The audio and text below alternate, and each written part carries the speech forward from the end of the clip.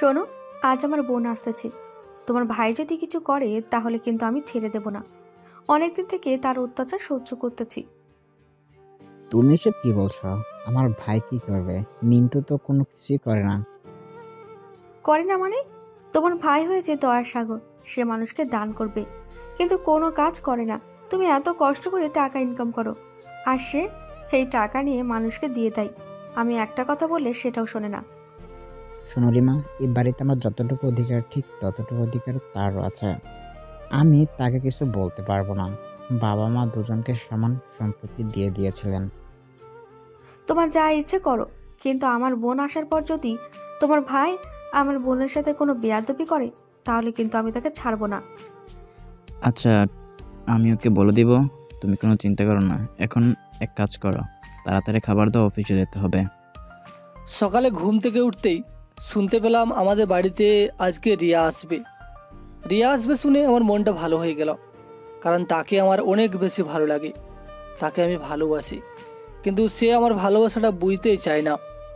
অনেকবার তাকে প্রপোজ করেছি, কিন্তু সে আমার প্রপোজাল অ্যাকসেপ্ট করেনি। আমি মিন্টু, আমরা দুই ভাই। বাবা মা মারা গেছেন অনেক আগেই। বাবা মারা যাওয়ার পর আমাদের দুই ভাইকে সমান সম্পত্তি দিয়ে গেছেন, কিন্তু আমি সব কিছু আমার ভাইয়ার নামে করে দিয়েছি, কারণ আমার এসব কিছুর প্রয়োজন নেই। আমার ভাই আমার জন্য যেই পরিশ্রম করেছে সেটাই অনেক বেশি। বাবা মায়ের মৃত্যুর পর কোনো দিন ভাইয়া আমাকে বাবা মায়ের অভাব বুঝতে দেয়নি। তাহলে এই সম্পত্তি দিয়ে আমি কী করব? সেই জন্য আমি এসবের দিকে ফিরেও তাকাই না। তবে ভাবি এসব সহ্য করতে পারে না। আমি বুঝতে পারি ভাবি আমার এই বাড়িতে থাকাটা পছন্দ করছে না, কিন্তু কি করব? আমার তো যাবার আর কোনো জায়গা নেই। ভাইয়া ছাড়া আমার এই পৃথিবীতে কেউ নেই। নিচে নামতে দেখতে পেলাম ভাইয়া ব্রেকফাস্ট করতেছে। আমি পড়াশোনায় সবসময় ভালো, ইচ্ছে ছিল ভালো একটা চাকরি করব, কিন্তু ভাইয়ার নির্দেশ পড়াশোনা শেষ করে বাবার অফিস সামলাতে হবে। সেই জন্য আমি আর অন্য কোনো কিছু চিন্তা করিনি। তবে এখনও ইচ্ছে আছে ভালো একটা চাকরি করার। নিচে নামার পর ভাইয়া আমাকে জিজ্ঞাসা করলো, কি ব্যাপার মিন্টু, তোর পড়াশোনা কেমন চলছে? হ্যাঁ ভাইয়া, খুব ভালো চলছে। আচ্ছা ঠিক আছে, আজকে রিয়া আসবে আমাদের বাড়িতে। তুই রিয়ার সাথে কোনো বেয়াদবি করবি না, কারণ মেয়েটা অনেক দিন পর আমাদের বাসায় আসতেছে। যদি তোর ব্যবহারে কোনো কষ্ট পায় তাহলে শ্বশুর বাড়িতে আমার মান সম্মান থাকবে না। আমি মাথা নাড়িয়ে হ্যাঁ বোধক সম্মতি জানালাম। এরপর ভাইয়া চলে গেল। আমি ব্রেকফাস্ট করে বেরিয়ে পড়লাম ভার্সিটিতে যাওয়ার উদ্দেশ্যে। আমি এবার অনার্স ফাইনাল ইয়ারে পড়াশোনা করছি। সেখানে যাওয়ার পর আমার বন্ধু নীরব আমার দিকে এগিয়ে আসলো। আসার পর আমার দিকে তাকিয়ে বলল, কি ব্যাপার মামা, আজকে দেখছি অনেক বেশি আনন্দে আছো। তোমার মুখ দেখেই তো বোঝা যাচ্ছে হাসি খুশি। কি ব্যাপার, কোনো আনন্দের সংবাদ মনে হচ্ছে? আর বলিস না বেটা, আজকে রিয়া আসবে আমাদের বাসায়। বুঝতে তো পারছিস, ওকে দেখতে পাবো এতদিন পর। ও তো আমার কোনো কথাই শুনতে চায় না। আমি ওকে কতবার প্রপোজ করেছি, কিন্তু আমাকে অ্যাকসেপ্ট করেনি। এবার আসলে লাস্ট একবার তাকে বলে দেখব। তুই এখনো ওই মেয়ের পেছনে পড়ে আছিস? আচ্ছা, তুই কি বুঝতে পারছিস না ও তোকে পছন্দ করে না? তাহলে কেন তার পেছনে পড়ে আছিস? কি করব দোস্ত, মনকে বোঝাতে পারি না, তার কথাই বারবার মনে হয়। সেই জন্যই আমি ওকে বারবার বলি এই কথাটা। আচ্ছা ঠিক আছে, সেটা পরে দেখা যাবে। এখন ক্লাসে চল, ক্লাস করতে হবে। এরপর আমরা ক্লাসে চলে গেলাম। ক্লাস করে যখন বাসায় ফিরলাম তখন দেখতে পেলাম রিয়া সোফায় বসে আছে। আমি তখন তার কাছে গেলাম। সে আমাকে দেখে অহংকারী একটা ভাব নিয়ে নিজের মতো ফোন টিপতে শুরু করলো। আমি তখন তাকে জিজ্ঞাসা করলাম, কী ব্যাপার রিয়া, কেমন আছো? দেখতেই তো পাচ্ছ ভালো আছি, তারপরেও আবার জিজ্ঞাসা করতে হয় নাকি যে কেমন আছি? আমি ভালো না থাকলে কি এখানে আসতে পারতাম? আরে তুমি এসেই শুরু করে দিলে এরকম। আমি তোমাকে ভালো একটা কথা জিজ্ঞাসা করলাম, তোমার অবস্থার কথা জিজ্ঞাসা করলাম, তুমি এটাতে রেগে যাচ্ছ কেন? তুমি কেন আমাকে পছন্দ করো না? তোমার সাথে আমার কথা বলতে ভালো লাগছে না, তোমাকে সেটা বুঝতে পারছো না? এরপরও কেন আমাকে বারবার ডিস্টার্ব করছো? দেখতেই তো পাচ্ছ আমি ব্যস্ত আছি, এরপরও কেন এমন করছো? তুমি কোথায় ব্যস্ত? আমি তো দেখছি তুমি ফোন টিপছো, সেই জন্য তোমাকে জিজ্ঞাসা করলাম। বাড়িতে অতিথি আসলে মানুষকে তাকে জিজ্ঞাসা করে না? আপু, আপু কোথায় তুমি? দেখো এসেই শুরু করে দিছে। আমি বলতেছি আমার কথা বলতে ভাল লাগতেছে না, কিন্তু তারপরেও বারবার ওই একটা কথাই জিজ্ঞেস করতেছে। ভাবি তখন কোথা থেকে চলে আসলেন, এসে আমার দিকে রাগী দৃষ্টিতে তাকালেন। আমি অসহায় হয়ে বললাম, আমি তো তাকে ভালো একটা কথা জিজ্ঞাসা করেছি, কেন এরকম করছে সেটাই তো আমি বুঝতে পারছি না। ভাবি তখন আমার দিকে তাকিয়ে বললেন, তোমার ভাই কি বলেছে সেটা কি বুঝতে পারোনি? সকালে তোমাকে বললো যে আমার বোনকে ডিস্টার্ব না করতে, এরপরেও তুমি কেন ডিস্টার্ব করতেছো বারবার? তুমি কেন বুঝতে পারো না আমার বোন তোমাকে সহ্য করতে পারে না? ভাবি আমি তো তাকে ভালো কথাই জিজ্ঞেস করেছি কেমন আছো, এতেই সে রেগে গেছে। এতে আমার কি করার আছে? বাড়িতে অতিথি আসলে কি মানুষটাকে জিজ্ঞাসা করা চলবে না? মিন্টু শোনো, একটা কথা মন দিয়ে শোনো। তুমি আমাদের ব্যাপারে কোনো কথাই বলবে না। আমরা তোমার সাথে কথা বলতে পছন্দ করি না, সেটা কি তুমি বুঝতে পারো না? এরপরও কেন তুমি বারবার আমাদেরকে ডিস্টার্ব করো? আমি মন খারাপ করে নিজের রুমে চলে আসলাম। তারা কেন আমার সাথে এরকম করে সেটা আমি নিজেও বুঝতে পারি না। বাবা মার কথা অনেক বেশি মনে হচ্ছে। বাবা মা তো আমাকে এভাবে অবহেলা করতো না। ভাবি প্রথম যেদিন এই বাড়িতে এসেছিল সেদিন তো আমাকে বলেছিল সে আমার বাবা মায়ের অভাব পূরণ করে দেবে, কিন্তু এভাবে যে অবহেলা করবে সেটা আমি বুঝতে পারিনি। তবে বাবা মার অভাব কোনোদিন কেউ পূরণ করতে পারে না, সেটা আমি খুব ভালো করে বুঝতে পারছি তার অবহেলার মাধ্যমে। আমি তখন রুমে শুয়ে কান্না করছিলাম। ভাইয়া আসার পর হয়তো ব্যবহারটা একটু পরিবর্তন হয়ে যাবে। এই মিথ্যা অভিনয়ের সংসারে থাকতে থাকতে আমি কেমন জানি একজন অভিনেতা হয়ে গেছি। বলেছিলাম আপুর সাথে, মিন্টুর সাথে কথা বলতে আমার একদম বিরক্ত লাগে। তাকে কেন জানি আমার সহ্য হয় না। আপু তাকে পছন্দ করে না, সেজন্য আমিও তাকে পছন্দ করি না। সে খারাপ নয়, তবে তার সাথে কথা বলতে কেন জানি আমার বিরক্ত লাগে। ও সাধারণভাবে চলাফেরা করে, যেটা আমার একদমই পছন্দ নয়। মনে হয় যেন রাস্তার কোনো ভিক্ষুক চলাফেরা করতেছে। আপু তখন আমার দিকে তাকিয়ে বলল, প্রিয়া কি করব বল ছেলেটাকে নিয়ে? আমি তার ভাইকে বারবার বলতেছি এই ছেলেটাকে বাড়ি থেকে বের করে দেওয়ার জন্য, কিন্তু সে আমার কথা কিছুতেই শুনতে চায় না। কিছুতেই এই ছেলেটাকে বাড়ি থেকে বের করে দিচ্ছে না। কি বলছো তুমি? তাকে বাড়ি থেকে বের করে দিব কেন? কোনো সমস্যা আছে নাকি? আরে তুই বুঝতে পারছিস না? এই বিশাল সম্পত্তি দেখতে পাচ্ছিস, সবকিছু আমার শ্বশুরের ছিল। তার মৃত্যুর সময় তিনি এটা তাদের দুই ভাইয়ের নামে সমান ভাগ্যে ভাগ করে দিয়ে গেছেন। কিন্তু তার দুলা ভাইকে দেখ কত কষ্ট করতে চায় সম্পত্তি আগলে রাখার জন্য।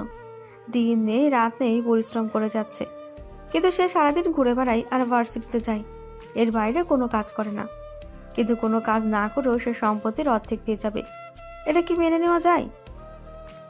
আমি চিন্তা করলাম এটা তো সত্যি, সে কোনো কাজ করে না, কিন্তু সম্পত্তির পুরো অর্ধেক সে পাবে। আর দুলাভাই এত পরিশ্রম করবে, এটা তো হতে দেওয়া যাবে না। আমি তখন আপুকে বললাম, আপু তুমি কি করতে চাইছো? তুমি আমাকে বলো, আমি তোমাকে হেল্প করব। এই ছেলেটাকে যে করে হোক বাড়ি থেকে বের করতেই হবে। এরপর আমরা দুই বোন মিলে দুলাভাইকে বুঝিয়ে টাকা পয়সা নিতে পারবো। ছেলেটাকে বাড়ি থেকে কিভাবে বের করা যায় সেটা নিয়ে আমি অনেক বেশি চিন্তায় আছি। কিভাবে তাকে বোঝাবো? আমার মনে হচ্ছে তাকে অন্য কোনোভাবে এই বাড়ি থেকে বের করতে হবে, কারণ তো দুলাভাইকে বললে সারা জীবনেও তাকে বাড়ি থেকে বের করে দিবে না। তাই আমাদেরকে যে কোনো একটা কিছু করতে হবে, তাকে এমনভাবে ফাঁসাতে হবে যেন দুলাভাই তাকে বাড়ি থেকে বের করে দিতে বাধ্য হয়। আমি বুঝতে পেরে গেছি আপু, আমাকে কি করতে হবে। আমার মাথায় একটা প্ল্যান আছে। তুমি যদি আমাকে সাপোর্ট করো তাহলে নিশ্চয়ই ওকে বাড়ি থেকে বের করে দেওয়া যাবে। বল, তুই যেটা বলবি সেটাই হবে।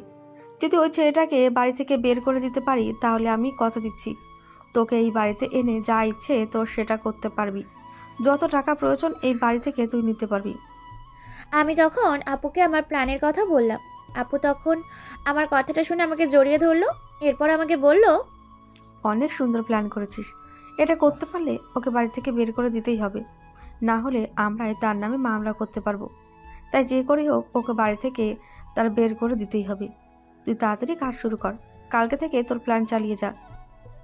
কোনো চিন্তা করবি না, ওকে 1 মাসের ভিতরে বাড়ি থেকে বের করতেছি। 1 মাস আমাদেরকে শুধু অভিনয়টা চালিয়ে যেতে হবে, যাতে কেউ কিছু বুঝতে না পারে। এদিকে আমি রুমে শুয়েছিলাম। রাতের বেলা যখন খাবার খেতে বসলাম তখন দেখলাম রিয়া বেশ হাসি মুখে কথা বলছে, আমার সাথেও হাসি মুখে কথা বলছে। সবাই মিলে মজা করে খাবার খেলাম। এরপর কিছুক্ষণ আড্ডা দিলাম। আমার কাছে আজকের ব্যাপারটা অদ্ভুত লাগছে। আমার সাথে তো রিয়া এভাবে হাসি মুখে কথা বলে না, কিন্তু আজকে কথা বলছে। আমি তখন নিজের রুমে চলে গেলাম। রুমে যাওয়ার পর চিন্তা করতে শুরু করলাম কি করব। সে কি সত্যি আমার সাথে ভালো ব্যবহার করছে, নাকি এটা তার কোনো প্ল্যান? আমি তো কিছুই বুঝতে পারছি না। পরের দিন আমি ভার্সিটিতে চলে গেলাম। ভার্সিটিতে যাওয়ার পর নীরব আমার কাছে এসে বলল, দোস্ত, আমরা রাজীব ভাইয়ের অপারেশনের জন্য যে টাকাটা দিয়েছিলাম সেই টাকাটা দিয়ে তার হবে না, আরও কিছু টাকার প্রয়োজন। আমি কালকে হসপিটালে গিয়েছিলাম, তার এই টাকায় কিছুতেই হবে না, তাই আমাদেরকে আরও কিছু টাকা জোগাড় করতে হবে। তাহলে অপেক্ষা করে কী লাভ? চল আমরা সবাই মিলে যদি চেষ্টা করি তাহলে মানুষটাকে সুস্থ করে তুলতে পারবো। একটা মানুষ আমাদের মধ্যে থেকে চলে যাবে, এটা তো হতে পারে না। আমরা সবাই যদি একটু একটু করে সাহায্য করি তাহলে সে সুস্থ হয়ে উঠতে পারে। তাহলে এবার তুই কি করতে চাইছিস দোস্ত? আমরা তো সবার কাছ থেকে টাকা নিয়েছি, এখন কিভাবে টাকা ম্যানেজ করব? আমার মনে হয় এখন আমাদের একটু ভিন্ন পদ্ধতিতে এগিয়ে যাওয়া দরকার। ভার্সিটির যত ছাত্রছাত্রী আছে সবার কাছে যেতে হবে, সবার কাছ থেকে সাহায্য চাইতে হবে। সবাই যদি একটু একটু করে সাহায্য করে দেয় তাহলে অনেক টাকা হয়ে যাবে আর মানুষটা সুস্থ হয়ে উঠবে। আমাদের উচিত কালকে থেকে আমাদের কিছু বন্ধুবান্ধব নিয়ে ভার্সিটির সকল স্টুডেন্টদের কাছে যাওয়া এবং তাদের কাছ থেকে সাহায্য চাওয়া। এটা খুব ভালো একটা ব্যাপার। তাহলে আমি আমার বন্ধুবান্ধব সবাইকে বলে দিচ্ছি, তুইও তোর পরিচিত যতজন আছে সবাইকে বলে দিবি। কালকে থেকে আমরা তার জন্য কালেক্ট করতে যাব। আমাদের বড় ভাইকে সুস্থ করে তুলতেই হবে। এরপর নীরব চলে গেল। আমিও কথা বলতে শুরু করলাম কিছু ছাত্রছাত্রীদের সাথে। সবার কাছ থেকে সহযোগিতা নিতে হবে। রাজীব ভাই এই ভার্সিটির একজন ছাত্র ছিলেন। পড়াশোনা শেষ করার পর হঠাৎ করে তার একটা টিউমার ধরা পড়ে। সেটার অপারেশন করার জন্য অনেক টাকার প্রয়োজন, কিন্তু তার বাড়ি গ্রামে, সেখানে তার একমাত্র মা আছে, আর কেউ নেই। তিনি এত টাকা কীভাবে ম্যানেজ করবেন? আমি আমার পরিবারকে বলে কিছু টাকা ম্যানেজ করেছি। এভাবে কয়েকজন মিলে কিছু টাকা দিয়েছিলাম, কিন্তু এটাতে তার অপারেশন হবে না। ভালো হসপিটালে রেখে তার অপারেশন করার জন্য আরও টাকা প্রয়োজন। সেই জন্য আমরা সবাই মিলে কালকে থেকে বের হব তার জন্য টাকা কালেক্ট করতে। এভাবে যদি আমরা সবাই মিলে একে অপরের সহযোগিতায় এগিয়ে আসতে পারি তাহলে নিশ্চয়ই আমাদের সমাজে এমন কিছু মানুষ তৈরি হবে যারা মানুষের সেবায় সবসময় তৈরি থাকবে। সব কিছুর ব্যবস্থা করে আমি বাসায় ফিরে গেলাম। বাসায় ফিরে যাওয়ার পর ভাবি আমার কাছে আসলো। আমি তার মুখ দেখে অবাক হয়ে গেলাম, কারণ তিনি হাসি মুখে আমার দিকে তাকিয়ে আছেন। তিনি তো কোনোদিন হাসি মুখে আমার দিকে তাকায় না। আমি তখন তাকে বললাম, ভাবি কি হয়েছে? মিন্টু শোনো না ভাই, আমার বোনটা এখানে এসেছে অনেক দিন পর, কিন্তু একা একা কোথাও যেতে পারছে না। বাড়িতে থাকতে থাকতে বিরক্ত হয়ে গেছে। তুমি যদি পারো তাহলে তাকে নিয়ে একটু ঘুরতে বের হও না। কথাটা শুনে তো আমি আকাশ থেকে পড়লাম। এটা কীভাবে সম্ভব? ভাবি তো তার বোনের কাছে আমাকে যেতে দেয় না, তার বোনের সাথে কথা বলাটাও পছন্দ করে না। তাহলে এবার হঠাৎ করে কি হলো? আমি তখন তাকে বললাম, আচ্ছা ঠিক আছে ভাবি, তুমি যখন বলছো তখন আমি নিশ্চয়ই তাকে নিয়ে যাব। তাকে বলো রেডি হয়ে থাকতে, আমি খাবার খেয়েই তাকে নিয়ে বের হব। আচ্ছা ঠিক আছে, তাহলে আমি তাকে বলে দিচ্ছি সে রেডি হয়ে থাকবে। তুমি এক কাজ করো, তাড়াতাড়ি খাবারটা খেয়ে নাও, আমি তোমাকে খাবার বেড়ে দিতেছি। আমি আরও বেশি অবাক হলাম, কারণ তিনি কখনোই আমাকে খাবার বেড়ে দেন না। ভাইয়া বাসায় না থাকলে সবসময় আমাকে নিজে নিয়েই খেতে হয়। সেই জন্য আমি আরও বেশি অবাক হয়ে গেলাম। আমি তখন খাবার খেতে বসলাম। ভাবি বেশ আনন্দের সাথেই আমাকে খাবার দিচ্ছিলেন। ব্যাপারটা আমার কাছে বেশ অবাক লাগলো। খাবার পরে আমি দেখলাম রিয়া এসে হাজির হয়েছে।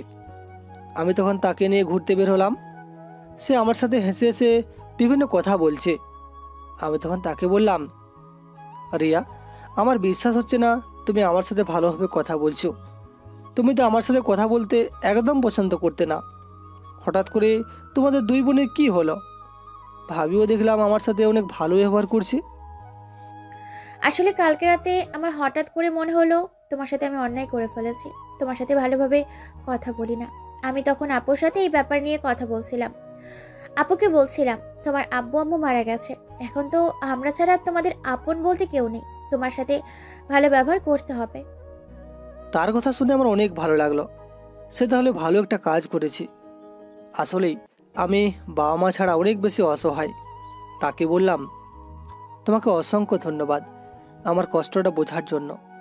আমি এতদিন ভীষণ কষ্টে ছিলাম ভাবি আসার পর ভেবেছিলাম হয়তো বাবা মায়ের অভাব কিছুটা হলেও পূরণ হবে, কিন্তু তার অবহেলা দিন দিন আমাকে ধ্বংস করে দিচ্ছিল। তোমাকে কি বলে যে ধন্যবাদ দিব ভাষা খুঁজে পাচ্ছি না। এটার জন্য বারবার আমাকে ধন্যবাদ দিতে হয় নাকি? আমি তোমার প্রাপ্য অধিকারটা তোমাকে বুঝিয়ে দিতেছি। তোমার অধিকার আছে, তুমি এই পরিবারের একজন সদস্য, তোমাকে কেন সবাই অবহেলা করবে? এটা তো মেনে নেওয়া যায় না। সেই জন্য আমি এই কাজটা করেছি, তো ধন্যবাদ দেওয়ার কিচ্ছু হয়নি। আর আমি এত বড় কোনো কাজ করিনি। আমিও তোমার সাথে এতদিন ধরে খারাপ ব্যবহার করছিলাম, তুমি আমাকে ক্ষমা করে দিও প্লিজ। এটার জন্য আবার ক্ষমা চাইতে হয় নাকি? আসলে তোমাকে নিয়ে আমার কি ফিলিংস সেটা তো তোমাকে আগেই বলেছি। আমি তোমাকে ভীষণ ভালোবাসি, কিন্তু তুমি আমার কোনো কথাই শোনো না। তুমি তো আমাকে ভালোই বাসো না। দেখো মিন্টু, ভালোবাসা তো একদিনে হয় না। আমার সাথে চলো, দেখা যাক। আমার যদি তোমার প্রতি কোনো ফিলিংস তৈরি হয় তাহলে আমি অবশ্যই সেটা তোমাকে বলবো। এতদিন তোমাকে আমি সহ্য করতে পারতাম না, কিন্তু আস্তে আস্তে তোমার ব্যবহার আমার কাছে ভালো লাগছে। আশা করি খুব তাড়াতাড়ি তোমার প্রতি আমার ফিলিংসটাও তৈরি হবে। আমি এমনি এমনি তোমাকে শুধু শুধু ভালোবাসার কথা বলতে চাই না গো। আমি আগে চাই তোমার প্রতি আমার কোনো ফিলিংস তৈরি হোক, এরপর তোমাকে কথাটা বলবো। কারণ এমনি এমনি হয়তো তোমাকে ভালোবাসার কথা বলে দিব, কিন্তু পরে দেখা যাবে আমাদের দুজনকেই কষ্ট পেতে হবে এটার জন্য। সত্যিই তোমার ধারণাগুলো অনেক সুন্দর। আমি তোমাকে কতটা ভালোবাসি সেটা বলে বোঝাতে পারবো না। আজকে আমার জীবনের সবচেয়ে আনন্দের দিন। আমি কতটা খুশি হয়েছি সেটা তোমাকে আমি বলে বোঝাতে পারবো না। এরপর আমি তাকে নিয়ে ঘুরতে শুরু করলাম। সে আমার সাথে অনেক ভালো ব্যবহার করছিল। আমি তাকে নিয়ে অনেক জায়গায় ঘুরলাম, তার পছন্দ মতো সব কিছু কিনে দিলাম। আমার কাছে অনেক বেশি ভালো লাগছিল। মনে হচ্ছিল আমি অনেক সুখী মানুষ। আমার জীবনে কোনো কষ্টই নেই। আমার সব কষ্ট যেন দূর হয়ে গেছে।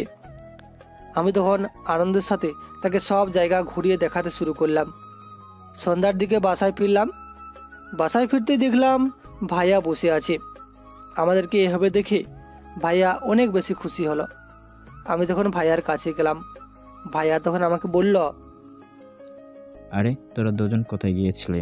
দুজনকে তো আজকে দেখে অনেক বেশি সুন্দর লাগছে। দুজনকে অনেক মানিয়েছে, মনে হচ্ছিল যেন জামাই বউ আসতেছে। ভাইয়ার কথা শুনে দেখলাম রিয়া অনেক বেশি লজ্জা পেয়ে গেছে। তার এরকম লজ্জা পাওয়ার কারণ কি সেটাই তো বুঝতে পারছি না। আমি তখন তার দিকে তাকিয়ে আছি। ভাবি তখন এগিয়েছে, মুচকি হেসে বলল, তুমি একদম ঠিক বলেছ, তাদের দুজনকে অনেক ভালো মানিয়েছে। তোমাদের যদি কোনো আপত্তি না থাকে তাহলে কিন্তু আমরা মিন্টুর পড়াশোনা শেষ হওয়ার পর একটা সিদ্ধান্তে পৌঁছতে পারি। কথাটা শুনে রিয়া দৌড়ে সেখান থেকে চলে গেল। আমি বুঝতেই পারলাম না সে কেন এরকম করছে। সে লজ্জা পেয়ে দৌড়ে চলে গেল। আমি তখন ভাইয়াকে বললাম, আরে ভাইয়া, তোমরা কি বলতে চাইছো এইসব? এখন তো আমার পড়াশোনা বাকি আছে। পড়াশোনা শেষ করি, একটা ভালো পজিশনে যাই, এরপর না হয় এসব জিনিস নিয়ে চিন্তা করা যাবে। কিন্তু তোমরা এরকম কথা এখন বলছো কেন? আমি জানি ভাই, তুই রিয়াকে ভালোবাসিস। আমি কোনোদিন তোর পছন্দের প্রতি অসম্মান করি না। তুই যদি চাস তাহলে আমি আমার শ্বশুর শাশুড়ির সাথে কথা বলে রাখতে পারি। তারা রাজি হলে আমরা তোদের বিয়েটা ঠিক করে রাখতে পারি। এরপর তোরা পড়াশোনা শেষ হলে তোদের বিয়েটা আমরা দিব। আমি তখন ভাইয়াকে জড়িয়ে ধরলাম। এরপর তাকে বললাম, ভাইয়া, তুমি কোনো চিন্তা করো না। আমি তোমার সিদ্ধান্তের প্রতি সম্মান জানাই। তুমি যেটা সিদ্ধান্ত নেবে আমার জীবনের জন্য সেটাই হবে। তুমি আমার একমাত্র আপনজন। তুমি ছাড়া আমার কি আছে বলো? বাবা মায়ের মৃত্যুর পর তুমি ছাড়া আমার তো আর কেউ নেই, আমি তো তোমার দিকেই তাকিয়ে থাকি। এরকম কথা বলবি না ভাই। এরকম কথা বললে আমার অনেক বেশি কষ্ট হয়। মনে হয় যেন আমি তোকে সুখে রাখতে পারতেছি না। আমি সর্বোচ্চ চেষ্টা করি সুখে রাখার। আমি জানি বাবা মায়ের অভাব তোকে আমি কোনোদিন পূরণ করে দিতে পারবো না। এরপরও আমি আমার সর্বোচ্চ চেষ্টা করি যাতে তুই সুখে থাকিস। কে বলেছে ভাইয়া তুমি আমার বাবা মায়ের অভাব পূরণ করতে পারছো না? আমি অনেক বেশি সুখে আছি। বাবা মা বেঁচে থাকলে যেরকম থাকতাম ঠিক সেরকমই আছি। তুমি কোনোদিন ভাববে না যে আমি কষ্টে আছি। বিশ্বাস করো, আমি অনেক বেশি সুখে আছি। ভাবি তখন আমাদের দিকে তাকিয়ে আছি। আমি কিছুই বুঝতে পারছি না। ভাবির হঠাৎ করে এরকম পরিবর্তন আমি মেনে নিতে পারছি না। তবে মানুষটা ভালো হয়ে গেছে, এটাই আমার কাছে অনেক বেশি কিছু। ভাবি তখন মনে মনে বলল, তোমাদের দুই ভাইয়ের সুখ কিভাবে নষ্ট করতে হয় সেটা আমি খুব ভালো করে জানি। খুব তাড়াতাড়ি তোমরা একে অপরের শত্রুতে পরিণত হবে। এটা তো সামান্য একটা নাটক। এই নাটকে তোমাদেরকে অভিনেতার মতো অভিনয় করিয়ে যাব। এরপর দেখবে এমনভাবে তোমাদেরকে আঘাত করব যেন তোমরা আর ঘুরে দাঁড়াতে না পারো। আজকে থেকে আমাদের মিশন শুরু। বলেই ভাবি চলে গেল রান্না করে। আমি তখন চলে আসলাম নিজের রুমে। আজ অনেক বেশি আনন্দ লাগছে। কালকে রাজীব ভাইয়ের জন্য টাকা কালেক্ট করতে হবে, সেই জন্য আমি তাড়াতাড়ি খেয়ে ঘুমিয়ে পড়লাম। পরের দিন সকালে চলে গেলাম রাজীব ভাইয়ার জন্য টাকা কালেক্ট করার জন্য ভার্সিটিতে। ভার্সিটিতে যাওয়ার পর সবার কাছ থেকে টাকা কালেক্ট করছিলাম। তখন আমি চলে গেলাম আমাদের জুনিয়রদের কাছে। অনার্স দ্বিতীয় বর্ষে ক্লাসে গেলাম। সেখানে যাওয়ার পরেই অঙ্কিতা আমার দিকে এগিয়ে আসলো। সে ভাবতেও পারেনি আমি তার ক্লাসে যাব। অঙ্কিতা আমাকে ভালোবাসে বারবার বলে, কিন্তু আমি তাকে ভালোবাসি না।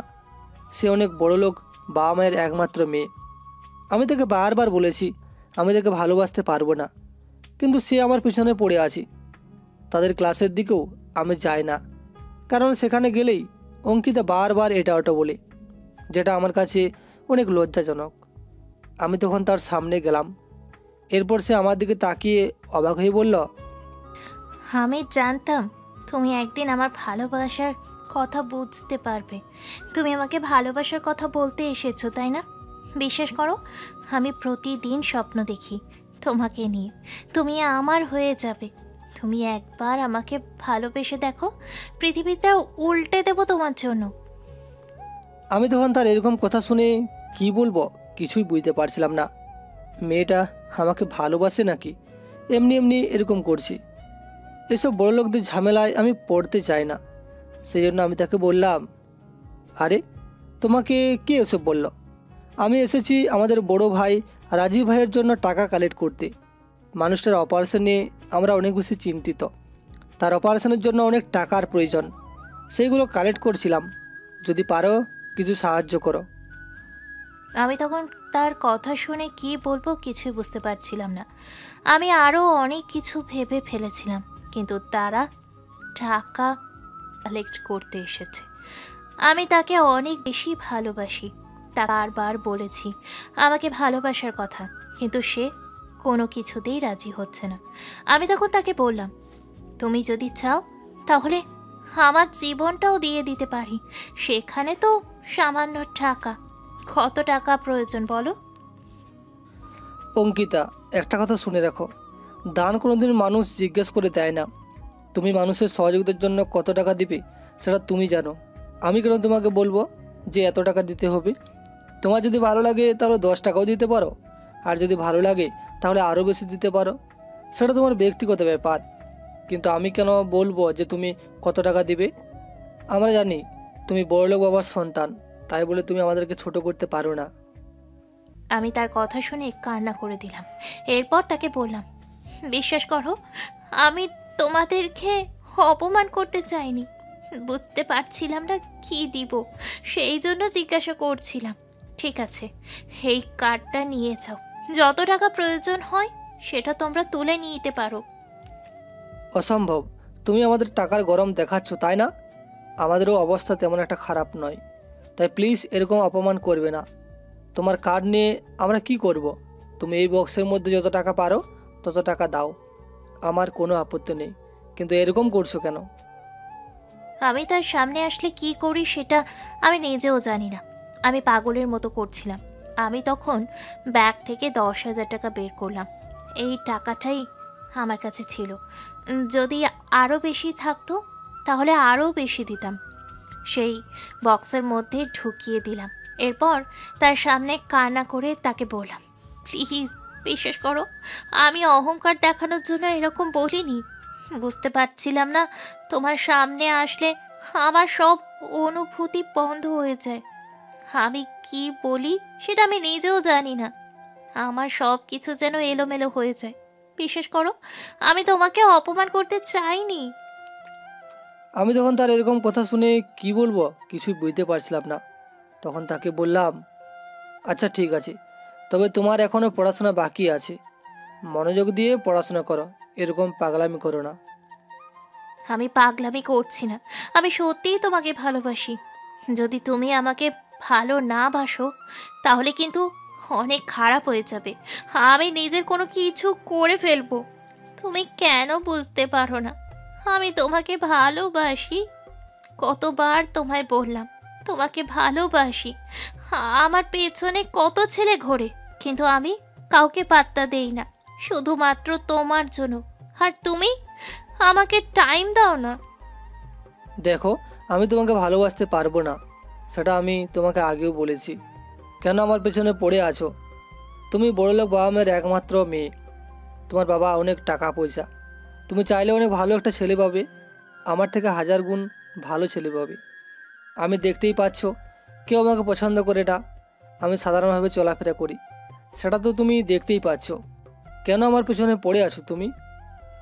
আমারও তো এটাই পছন্দ। আমি একদম সাধারণ একজনকে চাই, আমার অসাধারণ কাউকে প্রয়োজন নেই। আমার তোমাকেই চাই, এবং তোমার মাঝেই আমি আমার শেষ দেখতে পেয়েছি। তাই আমি আর কোনো কিছু চিন্তা করতে চাই না। তোমার কি আছে কি নেই সেটা আমার চিন্তা করার বিষয় নয়। আমি জানি আমি তোমাকে ভালোবাসি, এর বাইরে আর কোনো কিছু জানি না। তাই তোমাকেও আমায় ভালোবাসতে হবে। আমি আর কোনো কথা বললাম না, সেখান থেকে চলে আসলাম। সে আমার দিকে এক দৃষ্টিতে তাকিয়ে আছে, সেটা আমি দেখতে পাচ্ছি। অনেক দূরে গিয়েও দেখলাম সে আমার দিকে তাকিয়ে আছে। আমি তখন নীরবের সাথে চলে গেলাম রাজীব ভাইয়ার হসপিটালে।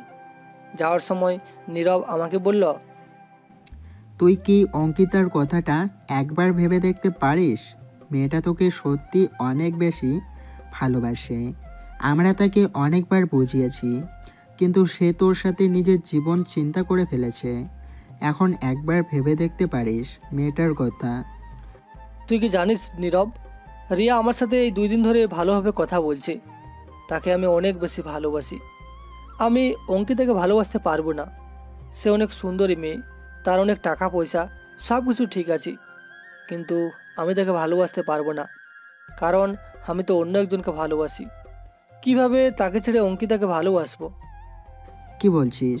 রিয়া তোকে পাত্তা দেওয়া শুরু করেছে? বুঝলাম না ব্যাপারটা। রিয়াকে দেখে তো আমার এরকম মনে হয় না, মনে হয় কোনো প্ল্যান আছে। তোর সব কিছুতেই শুধু নেগেটিভ চিন্তা ভাবনা। তুই জানিস ভাবিও আমার সাথে ভালো ব্যবহার করছে। রিয়া নিজে ভাবিকে বলেছে আমার সাথে ভালো ব্যবহার করার জন্য। তারা বুঝতে পেরেছে তারা এতদিন ধরে অন্যায় করছিল, সেই জন্য তারা আমার কাছে ক্ষমা চেয়েছে। তুই কেন এরকম বলছিস? সেটা তো বুঝতে পারছি, কিন্তু আমার কেন জানি মনে হচ্ছে এর ভেতরে কোনো রহস্য লুকিয়ে আছে। আমি জানি সে কোনো দিন তোকে ভালোবাসতে পারে না, এর পরেও কেন এরকম করতেছে তুই কিন্তু খুব সাবধানে থাকবি। আমার মনে হয় না তারা তোকে পছন্দ করে, শুধুমাত্র হয়তো নাটক করতেছে। তাই তুই খুব সাবধানে থাকবি। এসব বাদ দে তো, এখন চল, হসপিটালে এসে গেছি, আজকে রাজীব ভাইয়ের সাথে দেখা করতে হবে। সেজন্য আমরা চলে গেলাম হসপিটালের ভিতরে। সেখানে যাওয়ার পর রাজীব ভাইয়ার কেবিনের সামনে গেলাম। যাওয়ার পর ডাক্তার আমাদের দিকে এগিয়ে আসলেন। আমি তখন ডাক্তারকে জিজ্ঞাসা করলাম, ডাক্তার, রাজীব ভাইয়ের কি অবস্থা? দেখুন, আমরা তো সবকিছু বলে দিয়েছি। এখন অপারেশনের জন্য টাকাটা দেওয়া হয়ে গেলে আমরা অপারেশন শুরু করব। তার অপারেশনটা হয়ে গেলে তিনি সুস্থ হয়ে উঠবেন, বেশি দিনের প্রয়োজন হবে না, হয়তো 2 থেকে 3 সপ্তাহের প্রয়োজন হবে। এরপর তিনি সুস্থ হয়ে উঠবেন, কিন্তু আগে তো অপারেশনটা করতে হবে। অপারেশনের টাকা কি ম্যানেজ করতে পেরেছেন? ডাক্তার, আমরা অপারেশনের টাকা ম্যানেজ করে ফেলেছি। আর সামান্য কিছু টাকার প্রয়োজন, আমরা 2-3 দিনের ভেতরে সেটা ম্যানেজ করে ফেলবো। ঠিক আছে, আপনারা যত তাড়াতাড়ি সম্ভব অপারেশনের টাকাটা ম্যানেজ করে ফেলুন। ওনার অপারেশনটা হয়ে গেলে সুস্থ হয়ে উঠবেন। আমি তখন ডাক্তারের সাথে কথা বলে ভিতরে গেলাম। ভেতরে যাওয়ার পর রাজীব ভাই আমাদের দেখে কান্না করতে শুরু করলেন। আমরা তখন তার পাশে গেলাম, গিয়ে তাকে বললাম, আরে ভাইয়া, তুমি কান্না করছো কেন? তোমরা আমার জন্য যেটা করতেছো সেটা হয়তো আমার পরিবারের কেউ থাকলেও করতো না। তোমরা আমার জন্য এতটা কষ্ট করতেছো, প্লিজ তোমরা আমার মাকে কোনো কিছুই জানতে দিও না। উনি খুব অসুস্থ, মানুষটা মারা যাবে। ভাইয়া, তুমি কোনো চিন্তা করো না, আমরা আন্টির সাথে কথা বলেছি, এই ব্যাপারে কোনো কিছু জানেন না।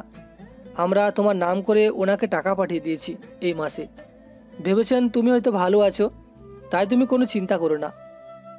এই কথা শোনার পর তিনি আরও কান্না করতে শুরু করলেন। আমি আর নীরব তাকে বোঝাতে শুরু করলাম, মানুষ কতটা অসহায় হয়ে পড়লে এরকম কান্না করতে পারে। পুরুষ মানুষ সহজে কান্না করে না, যখন যন্ত্রণা একদম নিজের উপরে উঠে যায়, কোনো কিছু করার থাকে না, তখন কান্না করি। আমরা তখন তাকে বললাম, ভাইয়া তুমি কোনো চিন্তা করো না, তুমি সুস্থ হয়ে উঠবে, তুমি তোমার মায়ের কাছে ফিরে যাবে। আমরা তো তোমার ভাইয়ের মতো, তোমাকে সহযোগিতা করেছি। আমি কিভাবে তোমাদের এই ঋণ শোধ করব বলো? আমি যদি নিজের রক্ত বিক্রি করে দেই, এরপরেও তো তোমাদের ঋণ শোধ করতে পারবো না। তোমরা এতটা কষ্ট করতেছো আমার জন্য। ভাইয়া এরকম বলবে না, আমাদের বড় ভাই হলে কি আমরা এরকম করতাম না? তুমি যদি আমাদের ছোট ভাই মনে করো, তাহলে এরকম কথা বলছো কেন? আমরা তো তোমার ছোট ভাই, তাহলে তোমার তো আমাদের প্রতি একটা দাবি আছে, সেই দাবি থেকেই তো আমরা তোমাকে সহযোগিতা করছি, তাহলে কেন এরকম বলো বারবার? আমরা তখন তার সাথে কথা বলে বাইরে চলে আসলাম। বাইরে আসার পর আমি নীরবকে বললাম, কালকে যে করেই হোক আমাদেরকে দরকার হয় রাস্তায় নামতে হবে, রাস্তায় নেমে সবার কাছে সহযোগিতা চাইতে হবে। যত ছাত্রছাত্রী আছে সবাইকে বল, যারা যারা আমাদের সাথে কাজ করবে তাদের সবাইকে নিয়ে কালকে আমরা বের হব। কালকের ভিতরেই টাকাটা ম্যানেজ করতে হবে। তার অবস্থা দেখেছিস, মুখটা শুকিয়ে গেছে। তুই কোনো চিন্তা করবি না দোস্ত, আমি সবাইকে বলে দেব, কালকে আমরা একসাথে বের হব। এরপর সে চলে গেল। আমি বাসায় ফিরে গেলাম। বাসায় ফিরে যাওয়ার পর নিজের রুমে বসে আছি, তখন রিয়া আমার কাছে আসলো। আমি তার দিকে তাকিয়ে আছি। সে আমার দিকে তাকিয়ে হঠাৎ করে বলে উঠল, কি হয়েছে মিন্টু? তোমাকে দেখে মনে হচ্ছে কোনো কিছু নিয়ে অনেক চিন্তিত হয়ে আছো। কি নিয়ে চিন্তা করছো আমাকে বলতে পারো, আমি দেখি তোমার কোনো সহযোগিতা করতে পারি কিনা। আসলে তোমাকে তো বলাই হয়নি, আমাদের ভার্সিটিতে এক বড় ভাই অনেক বেশি অসুস্থ, তার জন্য আমরা সবাই টাকা কালেক্ট করছিলাম। কালকে পুরো ভার্সিটির সবার কাছ থেকে টাকা কালেক্ট করেছি। এখনও তার অপারেশনের জন্য কিছু টাকার প্রয়োজন। কালকে চিন্তা করেছি রাস্তায় নামবো, তার জন্য সহযোগিতা চাইতে। সত্যি তোমার মন মানসিকতা দেখলে মাঝে মাঝে অবাক হয়ে যায়। তুমি এত কষ্ট করো কিভাবে মানুষের জন্য?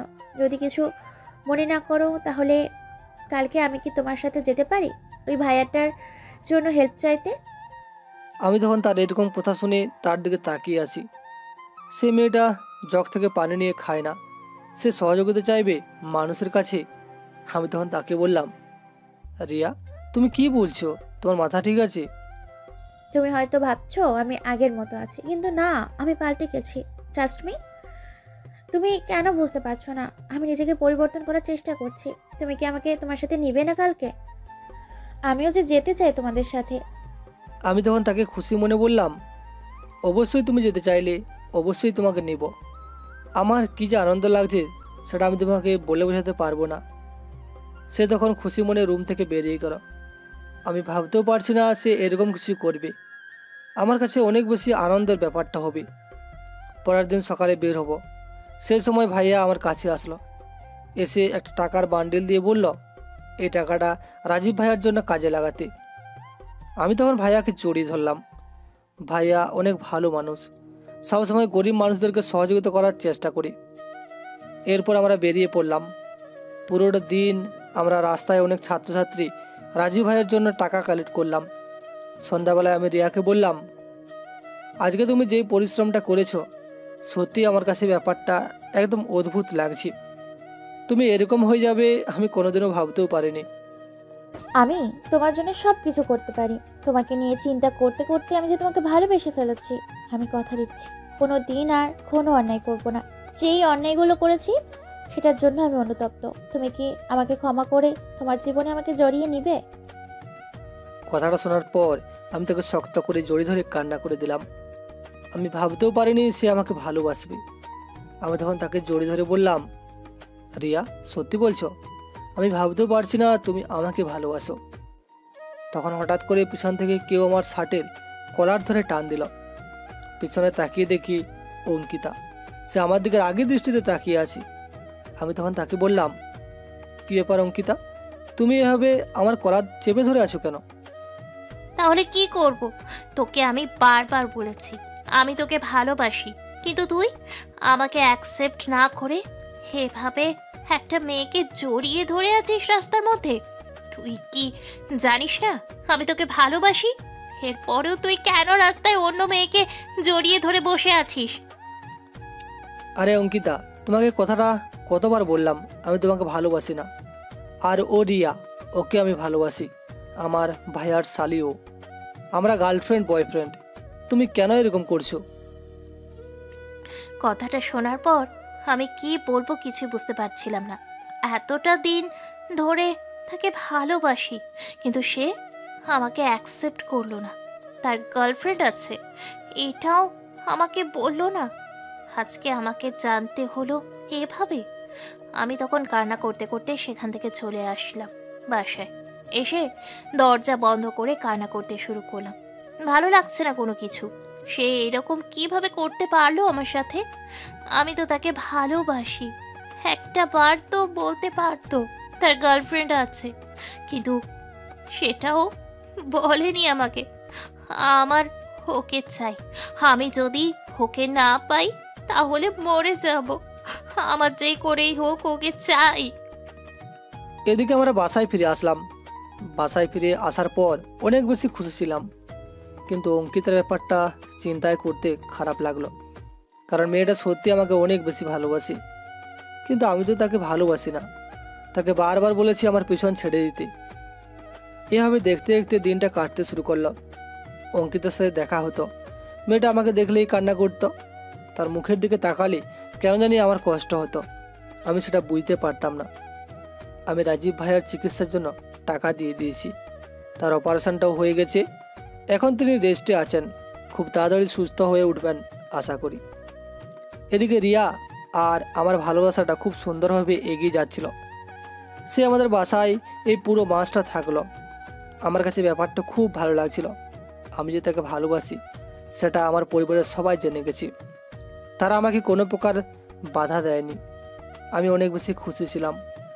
কিন্তু হঠাৎ করে একটা অনাকাঙ্ক্ষিত ঘটনা আমার জীবনটাকে পাল্টে দিল। সকালবেলা ঘুম থেকে উঠে দেখতে পেলাম হঠাৎ করে আমার পাশে কেউ শুয়ে আছে। আমি তখন তার দিকে তাকিয়ে চমকে উঠলাম, কারণ রিয়া আমার পাশে শুয়ে আছে। তাহলে তার শরীরে জামা কাপড় খুব কম। সে কান্না করছে। আমি তখন তাকে জিজ্ঞাসা করলাম, রিয়া, তুমি কান্না করছো কেন? তখন সে আমার দিকে তাকিয়ে চিৎকার করে কান্না করে উঠল আর বাঁচাও বাঁচাও বলছিল। আমি তখন তাকে বললাম, রিয়া, তুমি এরকম কেন করছো? আর হঠাৎ করে তুমি আমার রুমে আসলে কি করে? আমরা এত দিন ধরে এই দিনটার অপেক্ষা করছিলাম। আমি আপুকে বলে দিয়েছি দুলাভাইকে নিয়ে রেডি থাকার কথা। কালকে রাতের বেলা কিন্তু আসার পর ঘুমিয়ে পড়েছিল। এরপর আমার বাবা মা এসেছে। আমরা জানতাম আগে থেকে আজকে আমাদের বাবা মা আসবেন। দুলাভাইও তাদেরকে আনতে গিয়েছিল, সেই জন্য তারা অনেক রাত করে ফিরেছে। এই সুযোগটাকে আমরা খুব ভালোভাবে কাজে লাগালাম। আজকে যদি এই কাজটা করি তাহলে সবাই জানতে পারে যাবে ব্যাপারটা। সেজন্য আমি কান্না শুরু করলাম। তখন দরজায় এসে সবাই ধাক্কা দিতে শুরু করলো। আমি ভেতর থেকে দরজা বন্ধ করে দিয়েছি। এরপর কান্না করতেছি। তার মুখে আমি আগে থেকে লিপস্টিক লাগিয়ে দিয়েছি যাতে ব্যাপারটা সবাই বিশ্বাস করে। এবার সবাই দরজা ভেঙে ফেললো। দরজা ভাঙতেই আমি আব্বুর কাছে চলে গেলাম। এরপর থেকে জড়িয়ে ধরে কান্না করতে করতে বললাম, আব্বু, আব্বু মিন্টু আমার সাথে এটা কি করে করতে পারলো? কালকে আমি তাকে বারবার বলেছি তোমরা বাসায় নেই, কিন্তু কিন্তু সে আমার সাথে জোর করে এই কাজটা করলো। আব্বু, কথাটা শোনার পর আমি আশ্চর্যের চরম পর্যায়ে পৌঁছে গেলাম। এটা কীভাবে হতে পারে? এটা তো হওয়ার কথা ছিল না। তাহলে এটা কেন হচ্ছে আমার সাথে? তাহলে এতদিন ধরে সে আমার সাথে নাটক করছিল? আমি তো তার সাথে কোনো কিছু করিনি। আমি তো জানতাম না সে আমার রুমে এসেছে। আমি তখন তাকে বললাম, কি বলছো রিয়া এসব? এটা কীভাবে হতে পারে? আমি তো তোমাকে কালকে দেখেও নি রাতের বেলা। আব্বু, দুলাভাই, তোমরা বিশ্বাস করো, ও মিথ্যে বলতেছে। আমার সাথে জোর করে ও এমন করছে। ওর বিছানার নিচে দেখো মদের বোতল। কালকে মদ খেয়েছে নিজের রুমে বসে। এরপর আমাকে আমার রুম থেকে তুলে নিয়ে আমার সাথে জোর করেছে। তোমরা রুমে শুয়েছিলে, আমি চিৎকার করছিলাম, কিন্তু মুখ চেপে ধরা এরকম করছে। তোমরা চাইলে ওর রুম চেক করতে পারো। কথাটা শোনায় আমি আরও আশ্চর্য হয়ে গেলাম। ভাইয়া দৌড়ে গেল, গিয়ে বিছানার নিচ থেকে মদের বোতলটা বের করলো। ভাইয়া আমার দিকে তাকিয়ে কান্না করতে শুরু করলো। আমি ভাইয়ার কাছে গেলাম। এরপর বললাম, ভাইয়া বিশ্বাস করো, ও যেটা বলছে সেটা মিথ্যা কথা। তুমি তো আমাকে চিনো, আমি কোনোদিন মদ স্পর্শ করিনি। এরপরও ও আমার নামে মিথ্যা অপবাদ দিচ্ছে। বিশ্বাস করো। ভাইয়া কোনো কথা বলছে না, আমার দিকে তাকিয়ে আছে। ভাইয়ার চোখে জল, যেটা আমি সহ্য করতে পারছি না। ভাইয়া কি আমাকে অবিশ্বাস করলো? আমি কি করব কিছুই বুঝতে পারছিলাম না। আমি তখন ভাবির কাছে গেলাম, গিয়ে বললাম, ভাবি বিশ্বাস করো, আমি এসবের কোনো কিছুই জানি না। তুমি তো কালকে আমাকে খাবার বেড়ে দিয়েছিলে, আমি খাবার পর ঘুমিয়ে পড়েছিলাম। তুমি তো জানো সব কিছু। ভাবি তখন আমার গলায় ঠাস করে একটা থাপ্পড় বসিয়ে দিল। আমি তখন কান্না করতে শুরু করলাম। ভাবি তখন আমার দিকে তাকিয়ে বলল, এরকম একটা নোংরা কাজ করে আমাকে ফাঁসাতে চাইছো? কালকে তো আমার শরীর খারাপ ছিল, তোমার ভাইয়া নিজে আমাকে সন্ধ্যাবেলায় রুমে রেখে গিয়েছিল। এবার আমি আর রুম থেকেই বের হইনি। তোমাকে তো কালকে রাতে আমি দেখলামই না। তাহলে কেন বলছো আমি তোমাকে খাবার বেড়ে দিয়েছি? আর এরকম মিথ্যা কথা বলে আমার বোনের জীবন নষ্ট করে দিলে কেন? এই তোমার ভালোবাসা? আমরা তো তোমার অনেক প্রশংসা করতাম, তুমি অনেক ভালো ছেলে বলতাম, কিন্তু তোমার চরিত্র যে এত খারাপ সেটা তো আমরা বুঝতেও পারিনি। আমরা তো তোমার সাথে রিয়ার বিয়ে নিয়ে কথা বলছিলাম, কিন্তু এর আগেই তুমি এত বড় একটা খারাপ কাজ কিভাবে করতে পারলে আমার বোনের সাথে? ভাবি তুমি এটা কি বলছো? আমি মিথ্যে কথা বলছি না। ভাইয়া বিশ্বাস করো, ভাবি কালকে আমাকে খাবার বেড়ে দিয়েছিল। তোমরা কেন আমার কথা বিশ্বাস করছো না? সবাই কেন আমাকে অবিশ্বাস করছো? তখন রিয়ার বাবা ভাইয়ার সামনে গেল। এরপর ভাইয়াকে আমার সামনে টেনে নিয়ে আসলো। এরপর আমার দিকে তাকিয়ে বলল, জামাই, তোমার বাবার সাথে আমার অনেক ভালো সম্পর্ক ছিল, সেজন্য তোমাকে বিশ্বাস করে আমার মেয়ের হাত তোমার হাতে তুলে দিয়েছিলাম। আজকে যদি আমার ছোট মেয়েটা তোমার বাসায় নিরাপদ না থাকতো, তাহলে কেন তোমাদের এতটা বিশ্বাস করলাম? আমি তো বিশ্বাস করে আমার মেয়েটাকে এখানে ফেলে রেখেছিলাম। না হলে কি আমার মেয়ে তোমাদের বাসায় থাকতো? কেন করলো তোমার ভাই, সেটার বিচার কি তুমি করবে, নাকি আমার সাথে সম্পর্ক শেষ করবে? ভাইয়া কোনো কথা বলছে না, কান্না করছে। ভাইয়া হয়তো বিশ্বাস করতে পারছে না ব্যাপারটা। আমি তখন ভাইয়াকে জড়িয়ে ধরলাম, কান্না করে বললাম, ভাইয়া বিশ্বাস করো, আমি এসবের কোনো কিছুই জানি না। তারা আমাকে ফাঁসানোর চেষ্টা করছে। কিন্তু ভাইয়া হঠাৎ করে আমার গালে থাপ্পড় দিতে শুরু করলো। আমাকে মারতে মারতে বলল, আমি তো তোকে বিশ্বাস করতাম, তোকে ভালোবাসতাম নিজের জীবনের থেকেও বেশি। আমি কোনো সন্তান নিইনি শুধুমাত্র তোর কষ্ট হবে বলে। আমার সন্তানের প্রতি দুর্বল হয়ে পড়ব আর তোকে ভালোবাসতে পারবো না। সেজন্য আমি আমার সন্তান নিইনি, তোকে আমি নিজের সন্তান মনে করতাম। আমি তোকে ছোট ভাই মনে করতাম না। কিন্তু তুই এরকম একটা জঘন্য কাজ কিভাবে করতে পারলি? আজকে আমার সম্মান কোথায় ডুবিয়েছিস সেটা কি তুই জানিস? আমি এখন কিভাবে তাদের সামনে মুখ দেখাবো? তোর এই মুখ আমি কিভাবে আমার সামনে দেখব? তোকে দেখলে তো আমার ভিতরটা ফেটে যাবে। তুই কি বুঝতে পারছিস? ভাইয়া তুমি আমাকে বিশ্বাস করছো না। বিশ্বাস করো, আমি এরকম কোনো কিছু করিনি। তুমি তো আমাকে চিনো। বিশ্বাস করেছিলাম বলেই তো এত বড় আঘাতটা আমাকে করতে পারলি। যদি তুই আমাকে ভালোবাসতি তাহলে এই কাজটা কোনোদিনও করতে পারতি না। তুই এই বাড়ি থেকে বেরিয়ে যাবি। যদি তোর সম্পত্তির প্রয়োজন হয় তাহলে নিয়ে যা। আমি এই বাড়ি থেকে বের হয়ে যাচ্ছি, কিন্তু তোকে আমি আমার এই চোখের সামনে দেখতে চাই না। ভাইয়ার এরকম কথা শুনে আমি তার পা জড়িয়ে ধরে কান্না করতে শুরু করলাম। এরপর বললাম, ভাইয়া বিশ্বাস করো, আমার এসব কোনো কিছুর প্রয়োজন নেই। আমার শুধু তোমাকে চাই। তুমি না থাকলে আমার কে আপন আছে বলো? তোমাকে ছাড়া তো আমি একদম অসহায়। অনেক সহ্য করেছি তোর নাটক, আর তোর নাটক সহ্য করব না। তুই এখন এখান থেকে বেরিয়ে যাবি, না হলে আমি এই বাড়ি থেকে বের হয়ে যাব। আমি আর এই বাড়িতে থাকতে পারবো না। যেখানে আমার সম্মান সব কিছু ডুবে গেছে সেখানে আমি আর থাকতে পারবো না। তোমার যদি এই সম্পত্তির প্রয়োজন হয় তাহলে তোর সম্পত্তি এখানে আছে, তোর অধিকার আছে এখানে। আব্বা আম্মু দুজনকে সমান সমান দিয়ে গিয়েছিলেন, কিন্তু আমি এসব কোনো কিছুর প্রয়োজন নেই, কারণ এখানে থাকলে তোর সামনে থাকতে হবে। না ভাইয়া, প্লিজ এরকম করে কথা বলো না। আমি এই বাড়ি থেকে বের হয়ে যাব। এরপরও তুমি এরকম কথা বলো না। তুমি এত কষ্ট করে এই সম্পত্তি এতদিন আগলে রেখেছো, আর আজ তুমি আমার জন্য সব কিছু ছেড়ে দিবে? এটা কিছুতেই হতে পারে না। আমি চলে যাচ্ছি বাড়ি থেকে, আর এই বাড়িতে আসবো না। তুমি প্লিজ এরকম কথা বলো না। এখনই আমি বের হয়ে যাচ্ছি। তবে শুনে রাখো, একদিন এই সব কিছু মিথ্যা প্রমাণ হবে। আমি যে সত্য বলছি সেটা সবাই জানতে পেরে যাবে। বলেই আমি সেখান থেকে দৌড়ে বেরিয়ে আসলাম। এদিকে ভাবি এবং তার বোন হাসতে শুরু করলো। ভাইয়া তাদের সবার কাছে ক্ষমা চাইলো আমার হয়ে।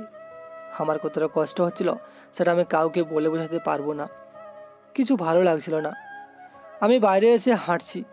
কোথায় যাব, কি করব, কিছুই ভাবতে পারছি না। আমার সাথে তারা নাটক করছিল, কিন্তু আমি সেটা বিন্দুমাত্র বুঝতে পারিনি। আমার নিজের প্রতি নিজের রাগ হচ্ছিল। কেন তাদেরকে বিশ্বাস করেছিলাম, ভালোবেসেছিলাম? এরকম আঘাত পাওয়া তো আমার ভাগ্যে ছিল, কারণ আমি অন্ধের মতো তাদেরকে বিশ্বাস করেছিলাম। আমার এখন কি করা উচিত? মরে যাওয়া উচিত নাকি বেঁচে থাকা উচিত? যদি এরকম তাদেরকে বিশ্বাস না করতাম তাহলে এই দিন আমাকে দেখতে হতো না। এখন আমাকে শক্ত হতে হবে, না হলে আত্মহত্যা করতে হবে। আত্মহত্যা মহাপাপ। আমি সেই পথে এগিয়ে যাব না। আমার নিজেকে নির্দোষ প্রমাণ করতেই হবে। আমাকে শক্ত হতে হবে। এরকম বকার মতো আর চললে হবে না। এখন নিজেকে নিয়ে চিন্তা করতে হবে। অনেক চিন্তা করেছি অন্যদের নিয়ে, কিন্তু এই স্বার্থপর পৃথিবীতে নিজের চিন্তা না করে থাকা যায় না। তাই আমাকেও নিজের চিন্তা করতেই হবে। সেই জন্য আমি সিদ্ধান্ত নিলাম, এখন থেকে আমি আমার মতো থাকব। পরের দিন ভার্সিটিতে গেলাম। ভার্সিটিতে যাওয়ার পর নীরবকে সব কিছু খুলে বললাম। নীরব আমাকে ভার্সিটি ছুটি হওয়ার পর টেনে নিয়ে গেল। নীরব এবং রাজীব ভাই এক জায়গায় থাকে, একটা ছোট্ট রুমে। তারা দুইজন থাকে। সেখানে আমাকে নিয়ে গেল। রাজীব ভাই পুরো কাহিনী শোনার পর আমাকে জড়িয়ে ধরে বলল, আমরা দুইজন যতদিন বেঁচে আছি ততদিন পর্যন্ত তোর কোনো কিছু হবে না ভাই। তুই যতদিন পড়াশোনা করার ততদিন করবি। তোকে কোনো কিছু করতে হবে না। আমি সব করব। তোদের দুইজনের পড়াশোনার খরচ আমি চালাবো। তুই কোনো চিন্তা করবি না। তুই নিজের পড়াশোনা চালিয়ে যা। ভাইয়া, আমার জন্য তোমার কোনো কিছুর প্রয়োজন নেই। আমি এখানে থাকবো, আমি নিজের খরচই থাকবো। তোমরা আমার জন্য একটা টিউশনি ব্যবস্থা করে দাও, আমি বাকি টাকাটা ম্যানেজ করে নিব। আমি বলছি না তোদের কোনো কাজ করতে হবে না। আমি যতদিন বেঁচে আছি ততদিন তোদেরকে কোনো কাজ করতে দিব না। আমি একা সব কিছু করব। তোরা দুইজন নিজেদের পড়াশোনাই চালিয়ে যা। না ভাইয়া, এটা হয় না। আমি নিজে কাজ করতে চাই। তাই তুমি যদি চাও আমি এখানে থাকি, তাহলে আমাকে কাজ করার সুযোগ দিতে হবে। আমি টিউশনি করাবো। সে অনেক মানা করছিল, কিন্তু আমার জোরাজুরিতে শেষে রাজি হতেই হলো। আমি তাকে রাজি করালাম। এরপর নিজের জন্য একটা টিউশনির ব্যবস্থা করলাম। এতে খাবার খরচটা হয়তো বেঁচে যাবে। এভাবেই ভালো মতো কাটছিল দিনগুলো। পরিবারের কথা অনেক বেশি মনে হতো, কিন্তু তাদের থেকে দূরে চলে এসেছি। জানি না তারা কীরকম আছে। হয়তো আমাকে ছেড়ে তারা অনেক বেশি সুখে আছে। আমার মতো একটা নোংরা মানুষকে তারা বাড়ি থেকে বের করে দিতে পেরেছে। এর চেয়ে আনন্দের আর কি হতে পারে? কিন্তু আমার নিজেকে নির্দোষ প্রমাণ করতে হবে। আর কেউ অবিশ্বাস করুক আর না করুক, আমার ভাইয়া আমাকে কীভাবে অবিশ্বাস করলো? ওইদিকে আমি এতদিন থেকে খেয়াল করতেছি মিন্টু মন খারাপ করে ভার্সিটিতে আসে আর যায়, কারোর সাথে কোনো কথা বলে না। নীরবের সাথে মাঝে মাঝে কথা বলে, কিন্তু সেটাও মন খারাপ করে। আমি আজকে দেখলাম ভার্সিটিতে আসেনি, সেই জন্য আমি চলে গেলাম নীরবের কাছে। এরপর তাকে বললাম, নীরব ভাইয়া, তোমার সাথে আমার কিছু কথা আছে। কি ব্যাপার অঙ্কিতা, তোমার একই অবস্থা হয়েছে? মনে হচ্ছে ঠিকমতো খাওয়া দাওয়া করছো না, চোখের নিচে কালি পড়ে গেছে। এসবের মানে কি? তুমি তো সব কিছু জানো ভাইয়া, আমি মিন্টুকে কতটা ভালোবাসি, কিন্তু সে আমাকে অ্যাকসেপ্ট করেনি, আরেকটা মেয়ের সাথে সম্পর্ক করেছে। চুপ, ওই মেয়ের কথা আর কোনোদিনও বলবে না। ওই মেয়েটার কথা যদি বলো তাহলে অনেক খারাপ হয়ে যাবে। ওই মেয়েটা আমার বন্ধুর জীবনটা নষ্ট করে দিয়েছে। ওই মেয়েটার কারণে আজ আমার বন্ধু রাস্তায়। কথাটা শোনার পর আমি কি বলবো কিছুই বুঝতে পারছিলাম না। আমি তখন তাকে বললাম, কি হয়েছে ভাইয়া, তুমি এরকম করে বলতেছো কেন? তুমি আমাকে প্লিজ বলো কি হয়েছে ওর। তখন নীরব ভাইয়া আমাকে সব কিছু খুলে বলল। আমি তখন এই কথাটা শোনার পর খুশি হব নাকি কষ্ট পাবো কিছুই বুঝতে পারছিলাম না। একদিকে খুশি হওয়ার কথা ছিল, কারণ মেয়েটার সাথে তার সম্পর্ক শেষ হয়ে গেছে। আরেকদিকে আমি ভীষণ কষ্ট পাচ্ছিলাম তার এরকম অবস্থা হয়েছে শুনে।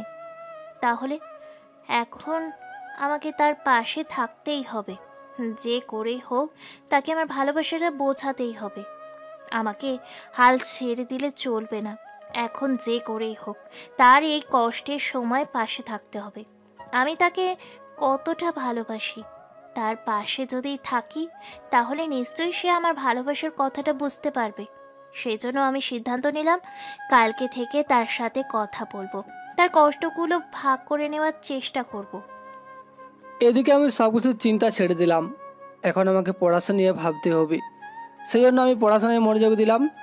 কিন্তু পরের দিন হঠাৎ করে অঙ্কিতা আমার কাছে আসলো, এসে আমার সাথে কথা বলতে শুরু করলো। আমি তখন তাকে বললাম, দেখো আমার এসব ভালো লাগছে না, আমি এসব বিষয়ে কোনো কথা বলতে চাই না। কেন কথা বলতে চাও না? আমি জানি তোমার কি হয়েছে। আমি তোমার পাশে থাকতে চাই, তোমাকে সাপোর্ট করতে চাই।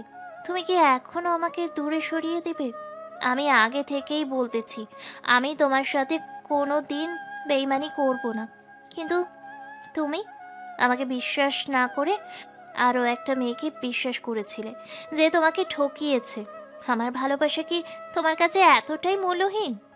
তুমি কি আমাকে এতটাই মূল্যহীন মনে করো? আমি তোমাকে ছোট করে কোনো কথা বলছি না, তুমি আমাকে ভুল বোঝো না।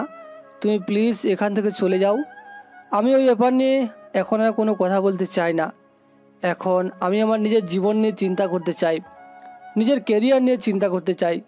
সব কিছু ছেড়ে দিয়েছি আমি। আমি তোমার পিছু ছাড়বো না, তুমি যাই বলো না কেন। আমি আমার মতো তোমাকে ভালোবেসে যাব। তোমাকে যদি না পাই তাহলে আমি কাউকে বিয়ে করব না। আমার জীবন আমি শেষ করে দেব। এরপরও আমি তোমাকে চাই। তুমি যতই আমাকে ইগনোর করো না কেন, আমি ফিরে কিন্তু তোমার কাছেই আসবো। আমি তখন আর সেখানে দাঁড়ালাম না, সেখান থেকে চলে আসলাম। এভাবে দিন কাটতে শুরু করলো। কোনো কিছু ভালো লাগছিল না, তবে সব কিছুর পর একটা আনন্দ কাজ করছিল। নিজের মতো কিছু একটা করতে পারছি, স্বাধীনভাবে চলাফেরা করতে পারছি। অঙ্কিত আমার পিছু ছাড়ছে না। যখন তখন আমাকে ভালোবাসার কথা বলে তার পাগলামোগুলো দিন দিন আমার ভালো লাগতে শুরু করলাম। আমি বুঝতে পারছি না আমি কি তার মায়ায় আটকে যাচ্ছি। এটা তো হতে পারে না। আমি তো কোনো মেয়ের প্রেমে পড়বো না কোনো দিন, এটা অসম্ভব। কারণ আমি একবার যা সহ্য করেছি সেটা আর কোনোদিন ফিরে পেতে চাই না।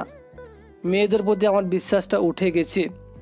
আমার অনার্স ফাইনাল এক্সাম চলে আসলো। পরীক্ষা দিলাম।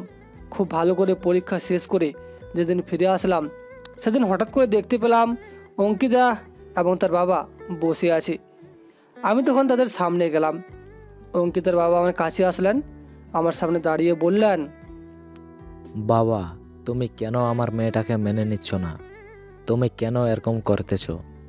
আমি আমার মেয়ের জীবনটা তোমার কাছে ভিক্ষা চাইছি। আমি কোনোদিন কারো কাছে কোনো কিছু চাইনি। কিন্তু আমি আমার মেয়েটার পাগলামি আর সহ্য করতে পারছি না। তার কষ্ট আমি সহ্য করতে পারছি না। তুমি প্লিজ এই বাবার কষ্টটা একটু বুঝো। আমি আমার মেয়েটাকে হারাতে পারবো না। আমার এই বিশাল টাকা পয়সা সব কিছুই তো আমার মেয়েটার, কিন্তু সেই মেয়েটাই তো তোমার জন্য পাগল। আঙ্কেল, আপনি কি করতে চাইছেন? আপনি বুঝতে পারছেন? আপনি আপনার মেয়েকে এটা বেকার ছেলের হাতে তুলে দিতে চাচ্ছেন, যে কোনো কাজেই করে না, যে সমাজে অবহেলিত, যার কোনো পরিচয় নেই, ঠিকানা নেই, তার কাছে আপনি আপনার মেয়েকে তুলে দিতে চাইছেন? বাবা, আমি সততা এবং যোগ্যতা দিয়ে যে কাজ করে তাকে বিশ্বাস করি। তোমার সেই যোগ্যতা আছে বাবা। তুমি খুব তাড়াতাড়ি ভালো একটা চাকরি পাবে, সেটা আমি বিশ্বাস করি। আমি তোমার প্রতি দয়া দেখানোর জন্য এখানে আসিনি, উল্টো তোমার কাছ থেকে দয়া গ্রহণ করার জন্য এখানে এসেছি। আমার মেয়েটা তোমাকে সত্যি অনেক বেশি ভালোবাসে। সে যদি তোমাকে ভালো না বাসতো তাহলে এতদিনে অন্য ছেলের সাথে চলে যেতে পারতো, কিন্তু এতদিন ধরে কোনো সময় কোনো ছেলের কথা চিন্তাও করেনি তোমাকে ছাড়া। তাই তুমি কি বুঝতে পারছো না আমার মেয়েটা তোমাকে কতটা ভালোবাসে? আমি কি বলবো কিছুই বুঝতে পারছি না। আমি রাজীব ভাইয়ার দিকে তাকিয়ে আছি, সবাই আমার দিকে তাকিয়ে আছে আমার উত্তরের অপেক্ষায়। আমি তখন রাজীব ভাইয়ার কাছে গেলাম, কারণ তিনি আমাদের মধ্যে সিনিয়র। তিনি তখন আমার কাছে আসলেন, এরপর আমাকে বললেন, জীবনকে আরও একটা সুযোগ দেওয়া উচিত মিন্টু। আমি জানি তুমি কোনো পরিস্থিতির মধ্যে দিয়ে যাচ্ছ, এরপরও আমি তোমাকে বলবো, তুমি মিথ্যা ভালোবাসার পেছনে এতদিন পড়েছিলে। তুমি সত্যিকারের ভালোবাসা কি সেটা বুঝতেও পারোনি। তুমি একটা মায়ায় আটকে গিয়েছিলে, সেই মায়া থেকে তুমি বের হতে পারছো না। আমি বলছি তুমি অঙ্কিতাকে মেনে নাও, তুমি জীবনে অনেক বেশি সুখে থাকবে।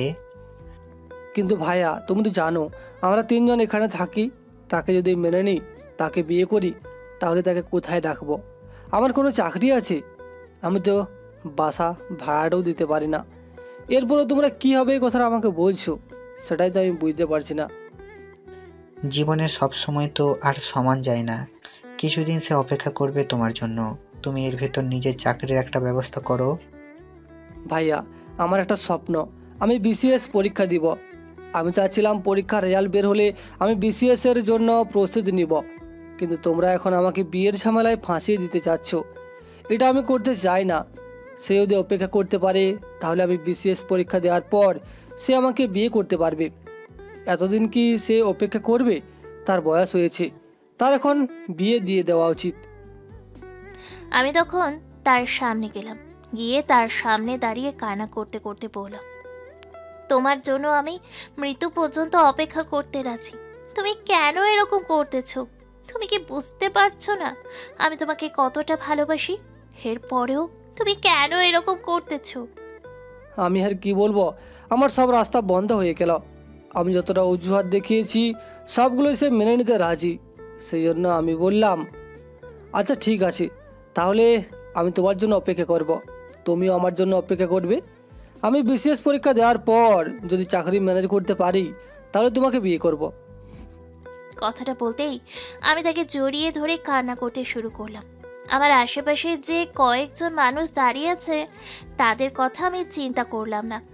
আমি জড়িয়ে ধরে কান্না করতে করতে বললাম, তোমার মুখ থেকে এই কথাটা শোনার জন্য আমি কতদিন ধরে চেষ্টা করে যাচ্ছি, কিন্তু তুমি কখনো এই কথাটা আমাকে বলোনি। তোমার জন্য আমি নিজের জীবনটাও দিয়ে দিতে পারি, আর সেখানে তো সামান্য কিছুদিন অপেক্ষা, সেটা আমি নিশ্চয়ই করতে পারবো। তুমি কোনো চিন্তা করো না।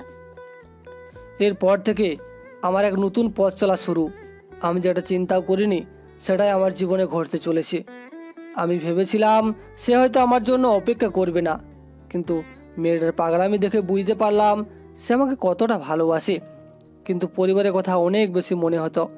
তাদের অবস্থা জানি না, তারা কি করছে সেই ব্যাপারে আমার কোনো ধারণা নেই। আমি আমার মতো চলছি। পরীক্ষার রেজাল্ট বের হলো, আমি খুব ভালো রেজাল্ট করেছি। এখন আমাকে বিসিএস পরীক্ষার প্রস্তুতি নিতে হবে, সেজন্য আমি প্রস্তুতি নিতে শুরু করলাম। জীবনের নতুন পথ চলায় আমার সঙ্গী হলো অঙ্কিতা। আমি তাকে বারবার বলেছি বিয়ে করে নেওয়ার কথা, কিন্তু সে বারবার কান্না করেছে। আমি যতবার এই কথা বলেছি ততবার আত্মহত্যার হুমকি দিয়েছে। আমিও তাকে ভালোবেসে ফেলেছি। আমাকে যে করেই হোক এখন একটা চাকরি জোগাড় করতে হবে, কিন্তু সেটা কীভাবে করব আমি নিজেও জানি না। ভালো মতো পরীক্ষার প্রস্তুতি নিলাম এবং শেষ পর্যন্ত পরীক্ষাটা দিয়েই ফেললাম, কিন্তু নিশ্চিন্তে বসে থাকতে পারছি না। প্রতিটা মুহূর্তে চিন্তা হচ্ছে যদি এই পরীক্ষায় কিছু করতে না পারি তাহলে নিজের জীবন শেষ হয়ে যাবে। আমি কি করব? পরীক্ষা যেদিন রেজাল্ট বের হবে সেদিন আমি বসেছিলাম। পুরোটা দিন আমার মনে হচ্ছিল যেন একটা যুদ্ধের মাঠে আছি। পুরোটা দিন আমার সাথে ছিল অঙ্কিতা। সে আমাকে জোর করে খাবার খাইয়ে দিয়েছে। যখন রেজাল্ট বের হলো আমি দেখতে যাব তখন কান্না করে দিলাম।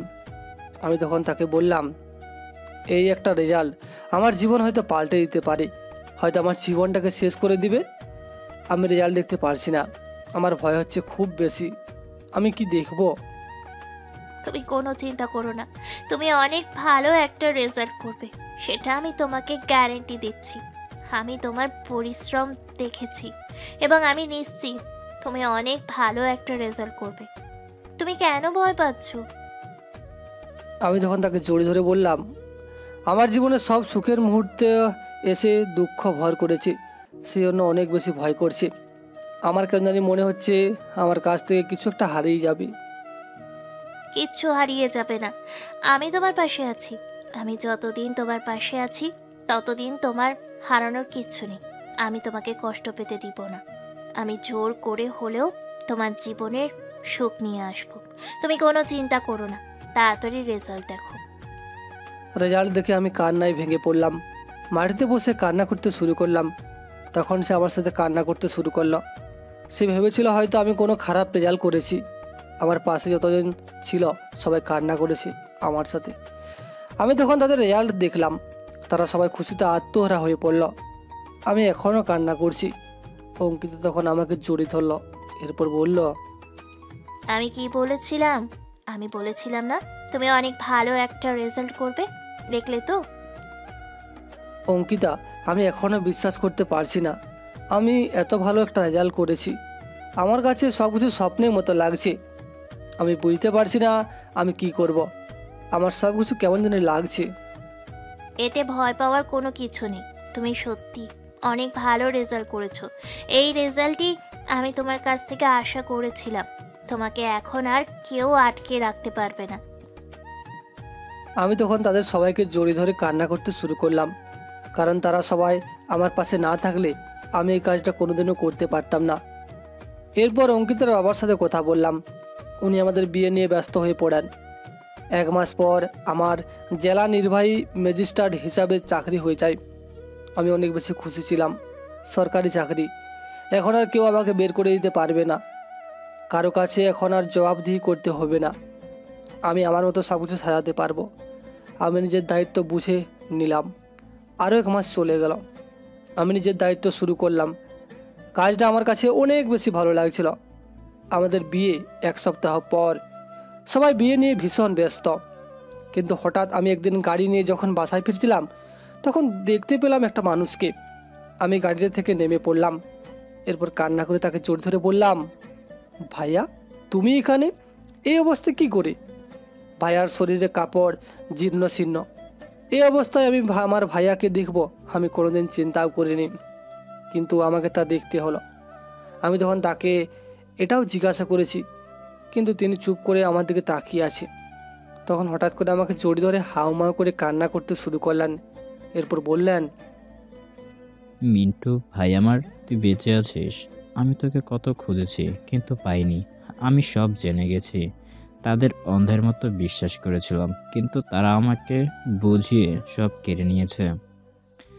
ভাইয়া আমি আগে থেকে জানতাম এরকম হবে, তবে এতে তোমার কোনো দোষ নেই। তোমার চোখের সামনে যা দেখেছো তা কীভাবে অবিশ্বাস করবে? এসব বাদ দাও, চলো আমার সাথে। 1 সপ্তাহ পর আমার বিয়ে। তুমি না থাকায় আমার কতটা কষ্ট হচ্ছিল জানো? ভাই তুই আমাকে ক্ষমা করে দে। আমি তোকে অবিশ্বাস করেছি। আমার কারণে তোকে এতটা কষ্ট পেতে হলো। আমি তোর কাছে অপরাধী। আরে ভাইয়া কি বলো তুমি? তুমি না থাকলে কি আমি বড় হতে পারতাম বলো? আর জীবনে যা হয় ভালোর জন্যই হয়। তুমি আমার সাথে চলো, সব বুঝতে পারবে। ভাইয়া যেতে চাইছিল না। আমি জোর করে তাকে নিয়ে গেলাম। সবার সাথে পরিচয় করিয়ে দিলাম। তখন তিনি এসব দেখে হাঁ করে তাকিয়েছিলেন। হয়তো বিশ্বাস করতে পারছিলেন না তার বোকা ভাইটা এসব করতে পারে। আমি আমার ভাইকে ফিরে পেয়েছি, আর কিছু চাই না। যারা অন্যায় করবে তাদেরকে তাদের কর্মফল ভোগ করতেই হবে। আমি বিয়ের জন্য প্রস্তুতি নিলাম। 1 সপ্তাহ পর আমার বিয়েটা হয়ে গেল। আমি বাসার ঘরে প্রবেশের আগে নীরবের সাথে গল্প করছিলাম। তখন তাকে বললাম, দোস্ত, তুই না থাকলে আমি জীবনে কিছুই করতে পারতাম না। তুই আমার কি সেটা একমাত্র আমি জানি। দূর, তুই এসব কি বলিস? শোন দোস্ত, ভালোবাসা জিনিসটা কোনোদিনও বেঁধে রাখতে নেই, খোলা আকাশে উড়িয়ে দিতে হয়, যাতে সে অনেকটা জায়গা নিয়ে নিজেকে মেলে ধরতে পারে। তুই একটা সংকীর্ণ মনের মানুষকে ভালোবেসেছিলি, যে তোকে ব্যবহার করেছে। কিন্তু অঙ্কিতার বাবা এবং মেয়েটাকে দেখ, কত বড় লোক, কিন্তু কত নম্র তাদের ব্যবহার। তোর উচিত এখন জীবনটাকে উপভোগ করা, সব ভুলে নতুন করে জীবন শুরু করা। আমি তার সাথে কথা শেষ করে বাসর ঘরে ঢুকলাম। অঙ্কিতা এগিয়ে এসে সালাম দিল। আমি তখন তাকে জড়িয়ে ধরলাম। এরপর তার সামনে হাঁটু করে বসে বললাম, তোমাকে যখন দেখি তার চেয়েও বেশি দেখি যখন তোমাকে দেখি না। তুমি আছো আমার হৃদয় জুড়ে। আমার চারপাশে ছড়িয়ে ছিটিয়ে থাকা মৃত্তিকার কামলতায় অপূর্ণতার বেশে ভীষণ মিস করছি তোমায়। এই অবনীতে কিছু ভালোবাসা থাকে যা কখনো মুছে যায় না। বুকের মাঝে ঘুমিয়ে থাকে পরন্ত নিশ্চিন্তে, যা আমি ধারণ করেছি তোমার ভালোবাসাটাকে আমার হৃদয়ে শূন্যময় অন্তরে। তোমাকে নিয়ে যে স্বপ্ন আমি দেখেছি, সেই স্বপ্নকে আমি বাস্তবে রূপ দিতে চাই। তুমি দেখো, আমি পারবো, পারতে যে আমাকে হবেই। ততদিন তুমি আমার জন্য অপেক্ষা করবে তো? আমি জানি তুমি অপেক্ষা করবে, কারণ তুমিও যে এই আমাকে ভীষণ ভালোবাসো। তোমাকে মনে পড়ে না এমন কোনো মুহূর্ত নেই। আর বৃষ্টি হলে তো মনকে ধরে রাখতেই পারি না। মনে জমানো সব ব্যথা বৃষ্টির ফোঁটার সাথে চোখ দিয়ে বেরিয়ে আসতে চাই। আজও বৃষ্টি হচ্ছে। বৃষ্টির সাথে কেমন যেন একটা গভীর সম্পর্ক তৈরি করে ফেলেছি নিজের অজান্তেই। ফিরিয়ে তুমি দিবে কি আমায়? কখনো যদি তোমাকে শোধাই, যাবে কি অদূরে চলে তুমি? যদি ভালোবাসি বলি তোমায়, আমারই স্পর্শে কি তোমার হৃদয়ে বৃষ্টি কখনো হয়? না বলো না কিছুই তুমি। যদি ভালোবাসি বলি তোমায়, আমি চাই শুধু তোমার হতে। তোমার নিঃশ্বাসে বিশ্বাসে আমার সব কিছু তোমার হাতে। চাইলেই নিতে পারো প্রাণ আমার। একাকী নিঃসঙ্গ জীবন তোমারই করে নেবে কি আপন। তোমারই পাশে মনের আকাশে রেখো আমায় আপন করে। হার তো কিছু চাই না আমি। আমার ভীষণ কান্না পাচ্ছিল। এই দিনটার জন্য কত অপেক্ষা, কত রাতের কান্না আমার। তাকে কাছে পাবো আজ। আমার স্বপ্নের পুরুষ আমার সামনে স্বপ্নের মতো উপস্থাপিত হয়েছে। আমি তখন ভীষণ শক্ত করে তাকে জড়িয়ে ধরলাম। মনে হচ্ছিল ছাড়লেই সে চলে যাবে দূরে, বহু দূরে। আমি মনের গভীর থেকে তাকে বললাম, যেই দিন প্রথম জেনেছিলাম তুমি আমাকে ভালোবাসো, আমি নির্বাক হয়ে তোমার মুখের দিকে তাকিয়েছিলাম। তুমি জানো না কি প্রচণ্ড কান্না পাচ্ছিল আমার। ইচ্ছে করছিল দৌড়ে এতটা দূরে চলে যাই যেখান থেকে আমার কান্নার শব্দ তুমি শুনবে না।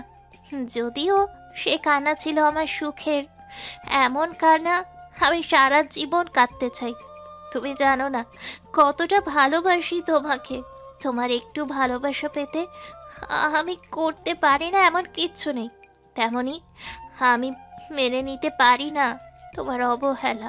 তুমি জানতেও পারবে না একটুখানি অবহেলা আর উদাসীনতা তোমাকে আমার কাছ থেকে কত যোজন দূরে সরিয়ে দিবে। আমি জানি তুমি আসবে, পূর্ণিমার চাঁদ হয়ে আমায় ছুঁয়ে দিবে, অথবা ভোরের কুয়াশা হয়ে আমায় সিক্ত করবে। আমি জানি তুমি আসবে বিকেলে রামধনু দিয়ে আমায় রঙিন সাজাতে, অথবা শীতের চাদর হয়ে আমায় উষ্ণতা দিতে। আমি জানি তুমি আসবে শরতের কাশ ফুল হয়ে মনটা আমার দোলাতে, অথবা বৃষ্টির টুপটাপ শব্দে আমায় উদাসীন করতে। জীবনের কোনো এক প্রান্তে যদি কখনো হোঁচট খাই, আমি তোমার হাত ধরে রাখবো। ভয় পেও না, কোনো সম্পর্কের দাবি নিয়ে তোমার সামনে দাঁড়াবো না, শুধু একজন খারাপ মানুষ হিসেবে সারা জীবন তোমার চলার পথে ছায়া হয়ে থাকবো। আসলে এত বেশি ভালোবেসে ফেলেছি তোমায়, যার জন্য সব সময় তোমার পাশে ছায়ার মতো থাকতে চাই। ভালোবাসি তোমায়, প্রচণ্ড পরিমাণে ভালোবাসি। আমিও তোমাকে ভালোবাসি প্রচুর। এরপর আমরা একে অপরকে জড়ি ধরে হারিয়ে গেলাম ভালোবাসার এক নতুন দুনিয়ায়। আসলে আমাদের সমাজে অহংকার আর মিথ্যে ভালোবাসা এখন এত পরিমাণে বেড়েছে যে সত্যিকারের ভালোবাসাটা চিনাই মুশকিল। পৃথিবীর শ্রেষ্ঠ পাগলামি হলো কাউকে ভালোবাসা, কারণ ভালোবাসার আগে আমরা জানি ভালোবাসায় প্রচুর পরিমাণ কষ্ট আছে। তারপরেও আমরা সেই ভালোবাসার পিছে ছুটি আর জেনে শুনে কষ্টকে আপন করে নিই, আর সেইটা হলো বড় পাগলামি। কিন্তু কিছু মানুষ মিথ্যা প্রতিশ্রুতি দিয়ে আর টাইম পাসের মাধ্যমে বানিয়ে ভালোবাসা নামক পবিত্র জিনিসটাকেই নোংরা করেছে। পৃথিবীর সবচেয়ে কঠিন কাজ হলো মানুষের মনের সত্যিকারে ভালোবাসা অর্জন করা। তাই কখনো যে মানুষটা আপনাকে তার সেই বিশ্বাসপূর্ণ সত্যিকারের ভালোবাসাটা দিয়ে দিল, তাকে কখনো অবহেলা করবেন না। আপন মানুষটাকে দূরে ঠেলে দিবেন না, তখন তার মনের মৃত্যু হবে নিশ্চিত। মনে রাখবেন, আপনার চারপাশে ভালোবাসার অভাব নাও থাকতে পারে, তবে সত্যিকারের ভালোবাসার এই পৃথিবীতে বড়ই অভাব। কাউকে কথা দিয়ে জীবনে জড়িয়ে ফেলা অনেক সহজ, কিন্তু কঠিন হচ্ছে সেই কথাটা ধরে রাখা। কাউকে কথা দেওয়ার আগে বারবার ভেবে দেখবেন কথাটা আপনি রাখতে পারবেন কিনা। মনে রাখবেন, নদীর মাঝপথে কাউকে ছেড়ে না দিয়ে যদি শুরুতেই বলে দেন যে আপনি নৌকা চালাতে পারবেন না, তাহলে হয়তো আপনার ভুল তাকে ডুবে মরতে হবে না। তাই সিদ্ধান্ত নেওয়ার বা দেওয়ার আগে বারবার ভাবুন তার সাথে জড়িত দায়িত্বগুলো পালন করতে পারবেন কিনা। সবসময় খেয়াল রাখবেন আপনার ভুলটা কখনো যেন কারো চোখের পানির মাঝে বেঁচে না থাকে। তাই ভালোবাসাটা অন্যায় নয়, ভালোবাসার অধিকার সবার আছে। ভালোবাসা মানে আবেগের পাগলামি, ভালোবাসা মানে কিছুটা দুষ্টুমি, ভালোবাসা মানে শুধু কল্পনাতে ডুবে থাকা, ভালোবাসা মানে অন্যের মাঝে নিজের ছায়া দেখা। ভালোবাসুন, আঁকড়ে ধরুন নিজের প্রিয় মানুষটাকে, ভালো থাকুন তাকে নিয়ে। জীবনে সব সত্যিকারের ভালোবাসা পূর্ণতা পাক। আজ এই পর্যন্তই, দেখা হবে পরবর্তী কোনো গল্পতে। সেই পর্যন্ত সবাই ভালো থাকবেন, সুস্থ থাকবেন। ধন্যবাদ সবাইকে।